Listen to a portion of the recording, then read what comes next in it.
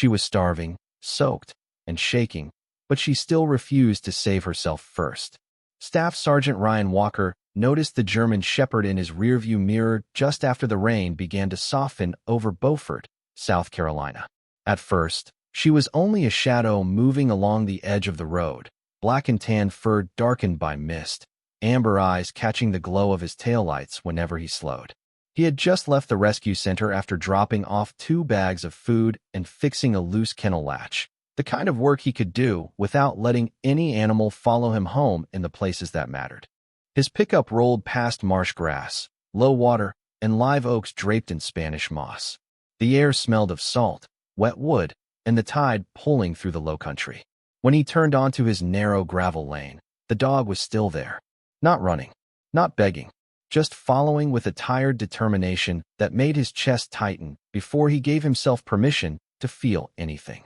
Ryan parked beside his small house near the marsh, a white Marine of 36 with a rugged field jacket, quiet eyes, and the careful posture of a man who had learned to keep grief folded tight.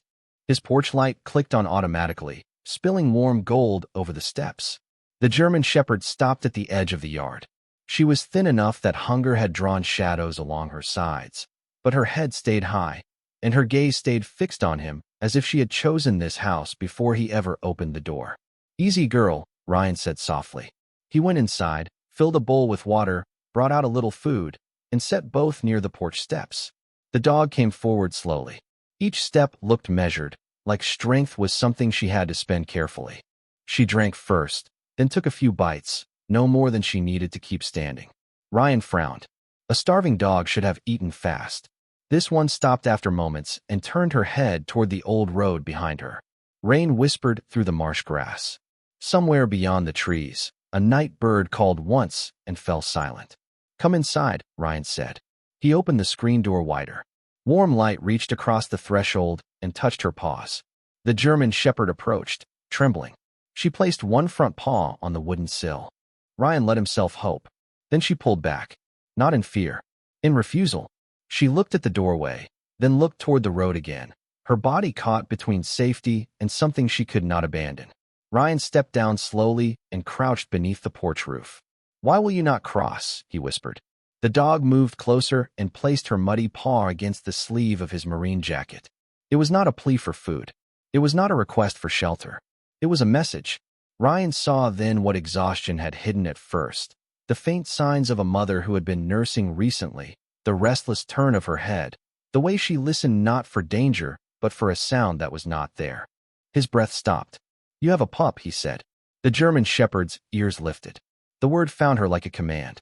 She turned from the open door and stared into the rain-dark road, waiting. Ryan looked at the warm house behind him, the empty kitchen, the silence he had mistaken for peace. Then he reached for his flashlight and truck keys. "All right," he said, voice low. "Show me." The dog stepped off the porch before he finished speaking, moving into the wet low-country dusk, as if the whole world depended on someone finally understanding that she had not followed him home to be rescued. She had followed him home to make him follow her back. Ryan followed the German Shepherd down the gravel lane with his flashlight in one hand and his field jacket zipped against the ring. She did not move fast. She could not. Every few yards, her legs seemed to remember how tired they were, and her body swayed once before she caught herself. But she never turned toward the porch again. She kept her eyes on the old road, ears lifted, nose working through the damp low-country air. Ryan walked behind her at first, then beside her when she slowed near the ditch where marsh water had risen with the tide. "Easy," he said. "You do not have to prove anything to me." The dog glanced at him, amber eyes shining in the flashlight beam, then continued. He had seen courage before in loud places, in hard places, in men who stood straighter because fear was watching. This was different. This was a mother spending the last of herself in silence. The road beyond Ryan's property curved past live oaks, palmetto, and abandoned fence posts half swallowed by vines. Rain collected on Spanish moss and dropped in soft taps over his shoulders. Somewhere across the marsh, frogs called from the black grass, and the smell of salt mud rose thick from the ground. Ryan knew this area. He knew the old Whitaker Road cut behind the tree line and ended near a few empty houses no one had fixed after the last bad storm season. He also knew he had passed that turn hundreds of times without looking too closely. The German Shepherd stopped near a leaning mailbox with no number left on it. On the post, half covered by dirt and green mildew, was a faded strip of paint that might once have marked a family name. Ryan stepped closer and brushed it with his sleeve. Whitaker. The dog's body changed at the word before he even spoke it. Her ears rose higher. Her tail gave one faint movement, then stilled. Ryan crouched and checked the old collar at her neck. It was not a proper collar anymore, just a weathered strap, loose in one place and stiff with dried mud in another. Caught beneath the buckle was a torn piece of cloth, dark from rain, but the letters were still visible in thin blue thread. Whitaker. This is where you came from, Ryan said softly. The dog looked past him toward a narrow dirt path disappearing behind a broken gate. Not exactly a driveway. More like a place the woods had nearly taken back. Ryan took out his phone. One bar appeared, then disappeared. He tried calling Dr. Hannah Brooks anyway. The line clicked, failed, then caught on the second attempt. Ryan.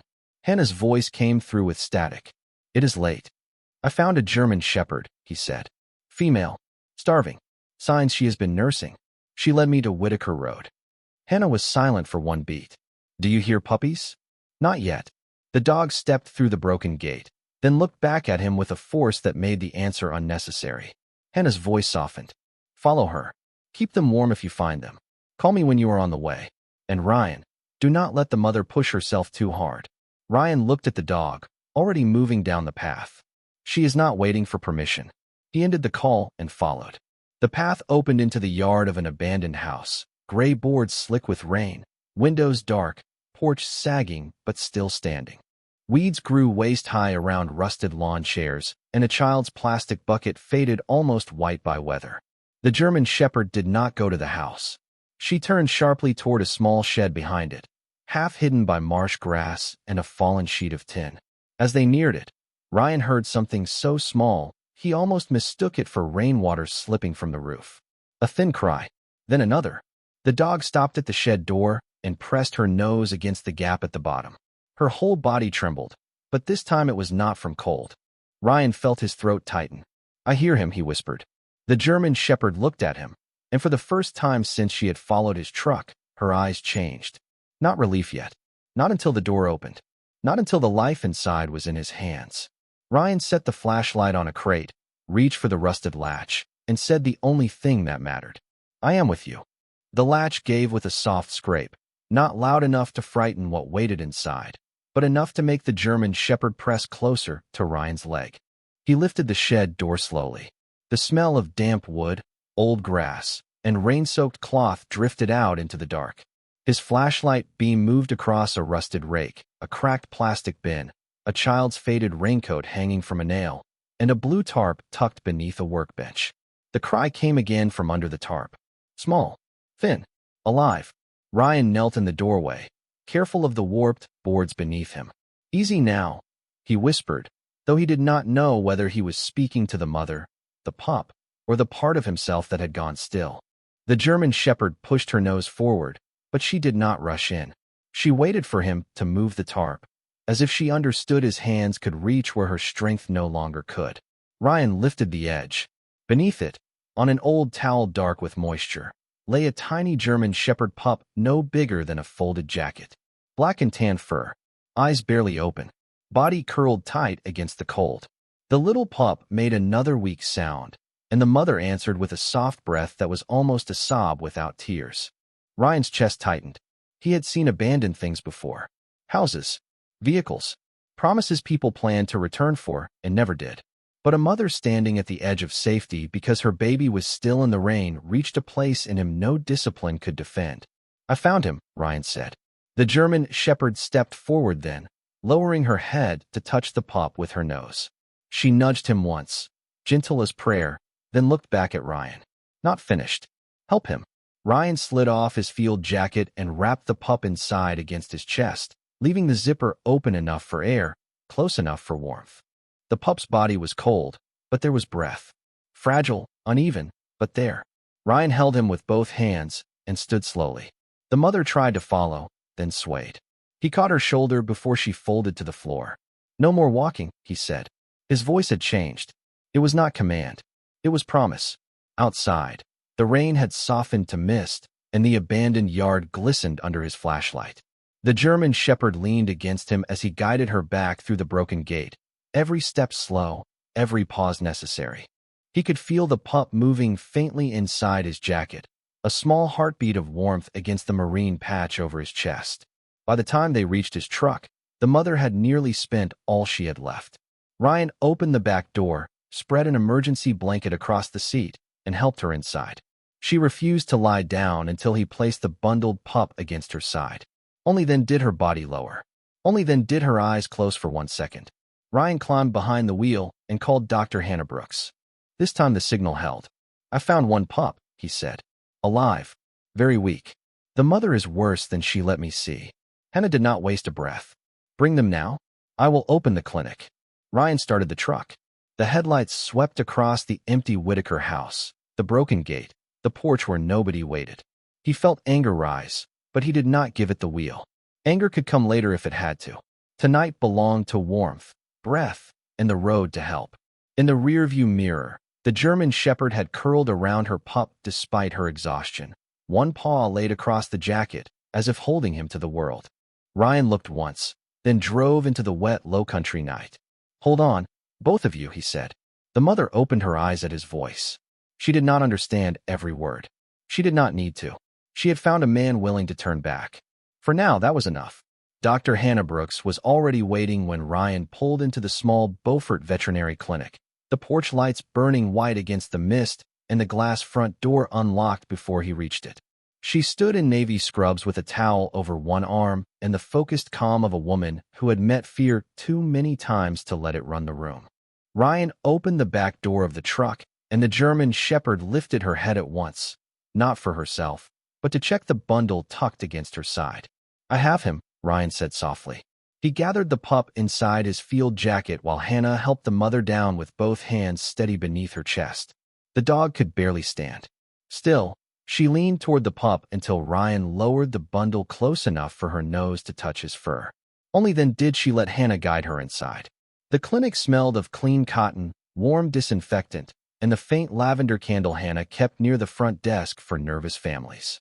Ryan laid the pup on a heated blanket while Hannah checked him with quick, gentle movements. "Male," she said. "Very young. Cold. Dehydrated. But breathing." Ryan looked at the mother. And her.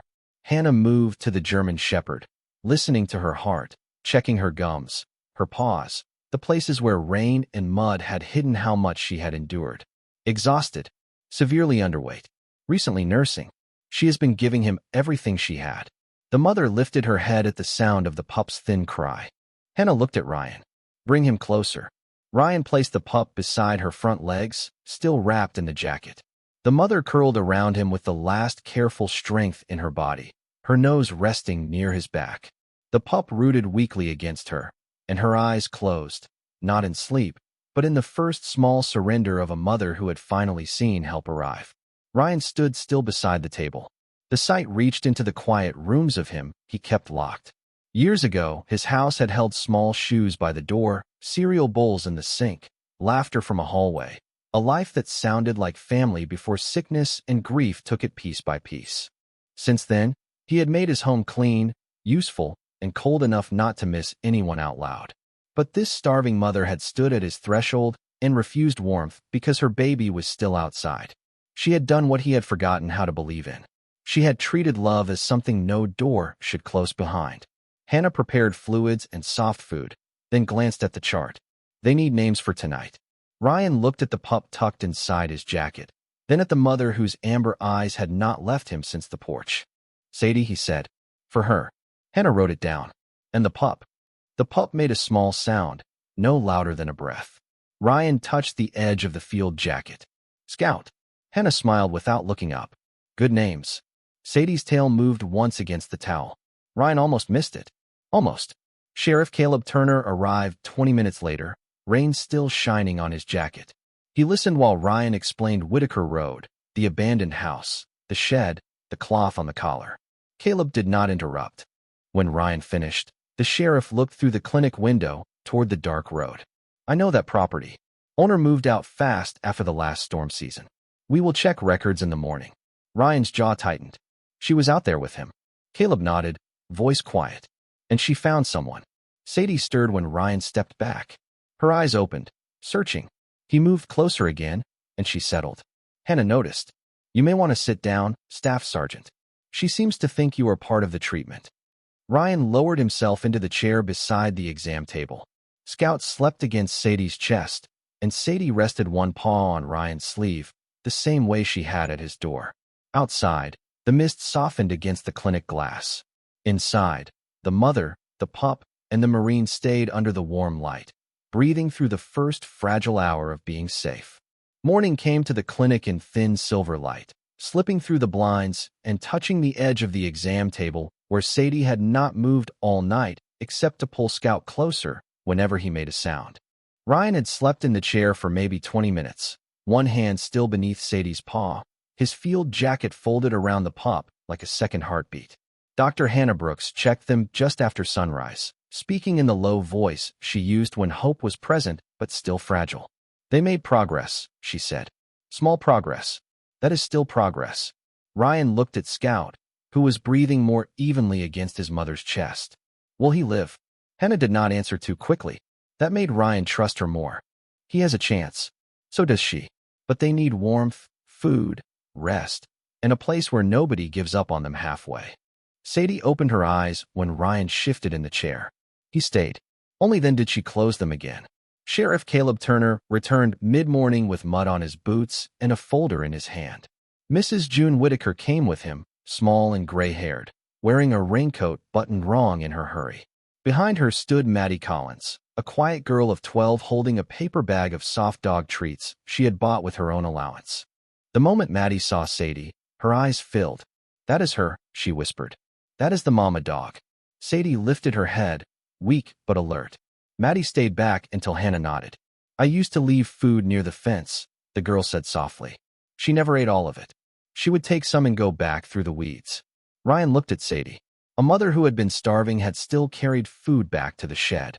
The truth did not need decoration. It simply stood there and broke the room open. Mrs. Whitaker clasped both hands around the handle of her purse. I saw her near the old place for days. I thought she was hiding from people. Her voice trembled. I did not know there was a baby. Sheriff Turner placed the folder on Hannah's desk. Property records show the house has been empty for months. Last tenant left after flooding damaged the back rooms. We will keep checking, but there is no current owner claiming the dogs. Ryan's jaw tightened, but Sadie moved her paw against his sleeve, and the anger softened before it could become the center of the room. She had not led him there to punish anyone. She had led him there because Scout was still breathing. Hannah examined the torn cloth from Sadie's collar and the mud stuck deep near the buckle. Whitaker Road explains where she stayed, but not who she belonged to. Caleb nodded. Maybe nobody good enough to matter now. Ryan looked at Scout. The pup shifted under the jacket, nose pressing blindly towards Sadie's warmth. What happens next? He asked. Hannah met his eyes. They cannot go to the shelter tonight. Too much stress. Too many smells. They need foster care with quiet space and someone who will follow instructions. The room went still in a way Ryan recognized.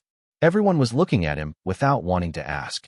He thought of his house near the marsh, the clean kitchen, the empty rooms, the porch light that had touched Sadie's paws while she refused to cross without her pup. He thought of how many years he had mistaken silence for safety. Sadie watched him now, her amber eyes tired but steady. She was not asking to be chosen for herself. She was asking whether the door would be wide enough for both.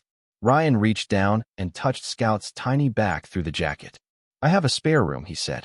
Hannah smiled faintly, but her voice stayed professional. Then I will write a care plan. Maddie stepped forward and placed the paper bag of treats on the counter. For when she can eat more, she said. Sadie's tail moved once. Mrs. Whitaker wiped her eyes. Sheriff Turner removed his hat and looked toward the window, where morning had brightened over Beaufort after the rain. Ryan did not feel heroic. He felt responsible. There was a difference.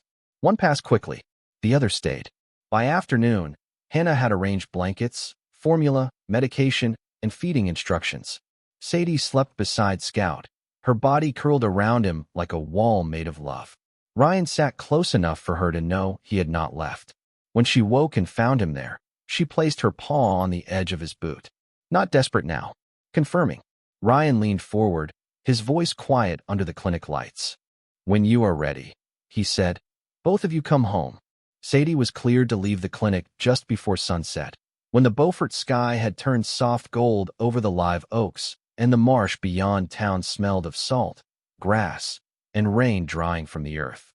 Dr. Hannah Brooks stood beside Ryan's truck with a box of supplies balanced against one hip. Bottles, towels, medication, formula, a feeding chart, and a page of instructions written in dark, careful letters because she knew Marines respected orders when they were printed plainly enough. Warm room, she said. Small meals for Sadie. Scout feeds on schedule. Keep them quiet. Call me for anything that changes, even if you think it is nothing. Ryan nodded. I will. Hannah studied him for one extra second. I know you will. I just want you to hear yourself agree. Ryan looked through the open back door of the truck. Sadie lay on a thick blanket, weak but awake. Her body curved around Scout as if the pup were a flame she had been trusted to guard against the wind. I will, he said again, and this time the words settled deeper. The drive home was slow. Ryan kept the radio off, letting the truck carry only the hum of tires, the soft breathing from the back seat, and the faint squeak of the supply box whenever the road turned. Sadie did not sleep. Every few minutes, she lifted her head to check Scout, then looked toward Ryan in the rearview mirror. He spoke to her when the road became too quiet. Almost there, girl. Both of you. The word both seemed to matter. Her ears shifted every time he said it. At his house near the marsh, the porch light came on before he reached the steps, washing the same threshold in warm color where Sadie had refused to enter the night before. Ryan carried the supply box inside first, set up the spare room with blankets and a heating pad on low beneath folded towels, placed water nearby, checked the windows, checked the door, then returned to the truck. Sadie watched him with tired suspicion, not of him, but of any safety that might try to separate her from the pup. Ryan opened his jacket and lifted Scout gently from the blanket. The pup stirred against his chest, making a small sound like a question. Sadie tried to stand too fast. Easy, Ryan said. He is right here. He carried Scout to the porch, then looked back. Sadie stepped down from the truck with care, each movement slow, each breath visible in the cooling air. She followed him to the doorway. The screen door stood open. The kitchen light shone behind it. Warmth waited inside. Ryan placed one boot across the threshold, then stopped. Sadie stood outside exactly where she had stood before, one paw on the wooden sill, the rest of her body held back by memory. Her eyes moved from Scout in Ryan's arms to the room beyond him. Ryan understood. He knelt, lowered Scout until Sadie could touch him with her nose, then spoke softly. No one goes in without him. No one leaves him behind. Sadie held his gaze for a long moment. Then, with the pup against Ryan's chest and his free hand resting near her shoulder, she stepped across the threshold. One paw, then the next. Not rushing, not surrendering, choosing. The house seemed to change around the sound of her nails on the floor. It was the smallest sound, but it reached every cold corner Ryan had kept undisturbed for years. He brought them to the spare room and laid Scout in the nest of towels. Sadie lowered herself beside him, exhausted beyond pride, and pulled him close with her front leg. Only then did she eat the small meal Hannah had prepared. Only then did she drink more than a few sips. Ryan sat on the floor outside the room with the care chart in his hand, reading it twice though he already knew every line. Through the open doorway, he watched Sadie's eyes close while Scout slept against her chest. The spare room smelled of clean towels, warm milk, and wet fur beginning to dry. Outside, marsh insects sang beneath the darkening sky. Inside, Ryan's quiet house held three kinds of breathing. A mother, a pup, a Marine learning that a home becomes warm not when pain disappears, but when the door finally opens wide enough that no one has to choose who gets saved. The first night at Ryan's house passed in small alarms and smaller mercies. Scout woke every 2 hours with a thin cry, and Sadie lifted her head before Ryan even reached the doorway, her tired eyes checking whether the pup was still close.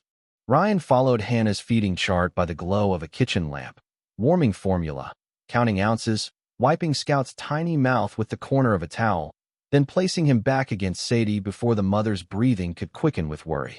Each time, Sadie touched her nose to Scout, then to Ryan's sleeve, as if marking the order of trust. Pup, Marine, home.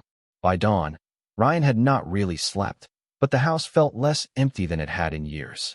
Pale light came through the spare room window, silver over clean towels, and the slow rise and fall of Sadie's ribs.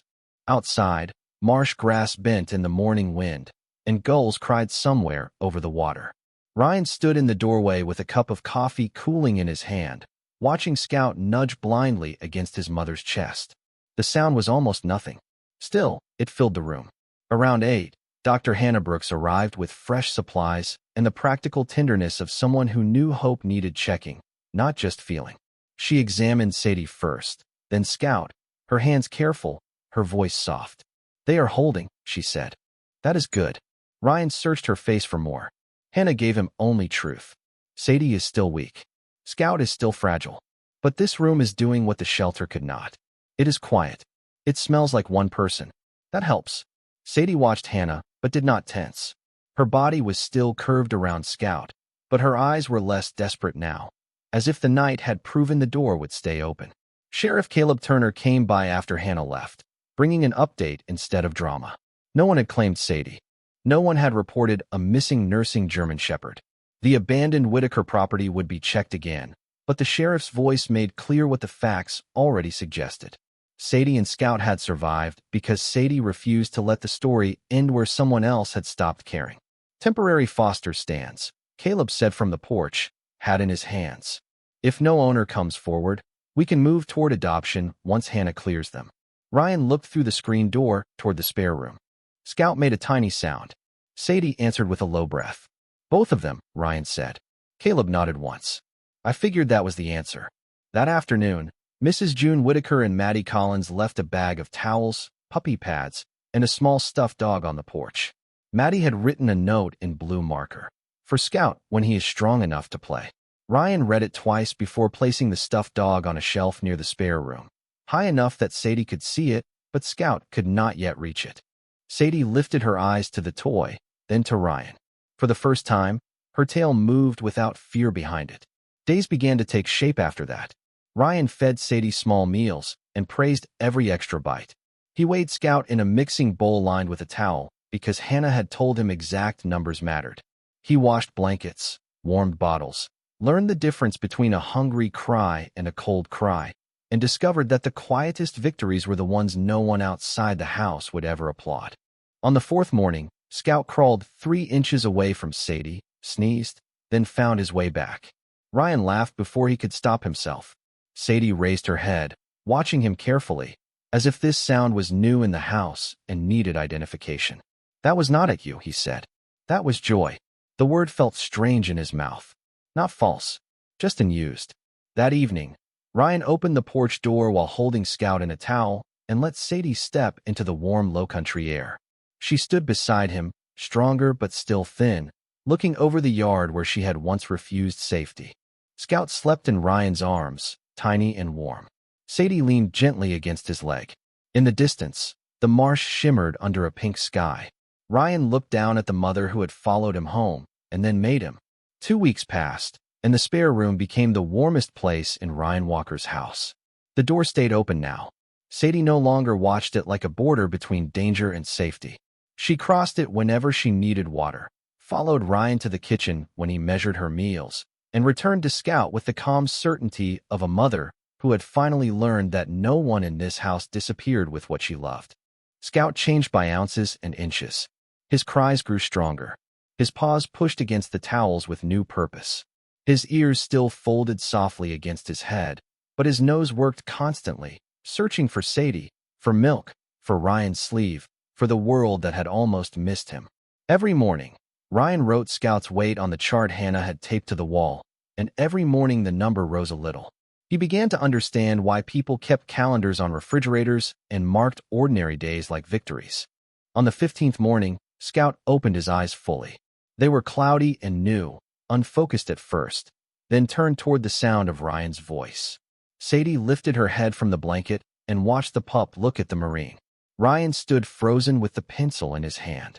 He had seen greater things, louder things, things people put in reports and medals and official language. But the first clear look from a rescued pup in a quiet room near the marsh nearly undid him. "Hey, Scout," he whispered. "Welcome home." Sadie's tail brushed the blanket twice. Later that day, Dr. Hannah Brooks came for a checkup and found Ryan sitting on the floor with Scout asleep in one palm and Sadie's head resting against his knee. She stopped in the doorway and smiled before becoming professional again. "He looks better," she said. "She does too." Ryan nodded. "She is eating more." Because she believes him safe. Hannah checked them carefully, listened, weighed, wrote notes, and finally looked at Ryan with the expression of someone bringing good news slowly, so it could be received. They are not out of the woods completely, but they are past the worst of it. Ryan closed his eyes for one breath. Sadie pressed her nose against his hand. Hannah added, "Sheriff Turner confirmed no lawful claimant. The rescue center can process adoption when you are ready." The word adoption entered the room softly, but it did not leave. It settled on the towels, the food bowls, the little stuffed dog Maddie had given Scout, the porch where Sadie now stood without trembling. Ryan looked toward the hallway, where the afternoon light reached across the floorboards. "Both of them," he said. Hannah's eyes warmed. "I already wrote the forms that way." That weekend, Mrs. Whitaker and Maddie came by with a small blue collar for Scout and a wider brown one for Sadie. Maddie sat on the porch steps while Ryan brought Scout outside wrapped in a towel. Sadie stood beside him, thinner than she should have been but brighter now, her black and tan coat beginning to shine again beneath the low-country sun. Maddie held out the tiny collar with both hands. "For when he grows into it," she said. Ryan took it carefully. "He will." The certainty in his voice surprised him. It sounded like a man who expected a future.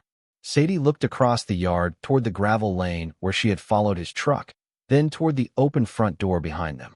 For once, she did not have to choose. In the evening, Ryan placed the two collars on a hook beside the door, one small, one strong, both waiting. His house had changed in ways no repair tool could measure.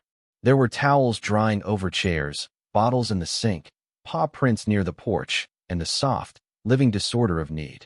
Ryan stood in the kitchen listening to Scout sleep and Sadie breathe, and he realized the silence had not vanished. It had been joined. That was different. That was mercy. When he turned off the hallway light, Sadie rose from the blanket, checked Scout, then came to the doorway and looked at Ryan. He knelt and touched her head. "You can rest," he whispered. "He is home too." Sadie leaned into his hand, and the old cold place inside the house gave way a little more.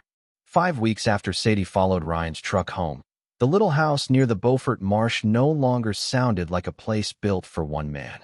It sounded like Scout's paws skidding across the kitchen floor, like Sadie's nails clicking calmly behind him, like Ryan laughing under his breath when the pup tried to carry a towel twice his size through the hallway. Morning light came through the porch screen in warm squares, touching the two collars hanging beside the door. Sadie's strong brown one and Scout's small blue one, no longer waiting, now worn and real. Dr. Hannah Brooks arrived after breakfast with the final adoption papers tucked in a folder, and Sheriff Caleb Turner came behind her with a quiet smile and a pen from his shirt pocket. Mrs. Whitaker and Maddie stood on the porch steps, carrying homemade biscuits for Ryan and a soft toy for Scout. No one made the moment loud. It did not need to be. Ryan signed his name where Hannah pointed, then paused before the second line. "Both of them," he said, though everyone already knew. Hannah nodded. "Both." His hand moved steadily. The ink dried fast, but the promise felt like it had been forming since that first paw touched his sleeve in the rain. Sadie sat beside Ryan's boot, healthier now, her black and tan coat shining again, amber eyes no longer asking whether Scout would be allowed to stay. Scout tumbled against her front legs, then climbed over Ryan's boot and sneezed at the sheriff's shoelace. Maddie laughed so hard, she covered her mouth with both hands. The sound filled the porch, bright and young, and Ryan did not look away from it. Later that afternoon, after everyone left and the marsh wind turned soft, Ryan carried Scout to the same threshold where Sadie had once refused to enter. He set the pup gently on the porch boards. Sadie stood inside the open doorway, watching. For 1 second, Ryan saw the memory clearly. The starving mother in the rain, one paw on the sill, body trembling, heart somewhere back on Whitaker Road. Then Scout waddled forward, crossed the threshold without fear, and bumped into Sadie's chest. Sadie lowered her head and touched her nose to his. Ryan stepped in after them. The house held the smell of clean towels, puppy food, salt air, and coffee. It held paw prints by the door and a care chart still taped to the wall because Ryan had not wanted to take it down yet. It held proof that warmth could return quietly, without asking grief for permission. That evening, Sadie lay on the porch in the low-country sun while Scout slept between her paws, round-bellied and safe. Ryan sat beside them in his old field jacket, one hand resting on Sadie's shoulder. Across the marsh, the tide moved through the grass with a sound like breathing. He understood now that she had not followed him for food. She had followed him to test the width of his mercy. She had needed to know whether his door could open for more than one wounded soul. Ryan looked down as Scout twitched in his sleep, and Sadie leaned into his hand. "No one gets left behind," he whispered. Sadie closed her eyes. The porch light came on before dark, not because anyone was lost now, but because home had finally learned to leave a light burning.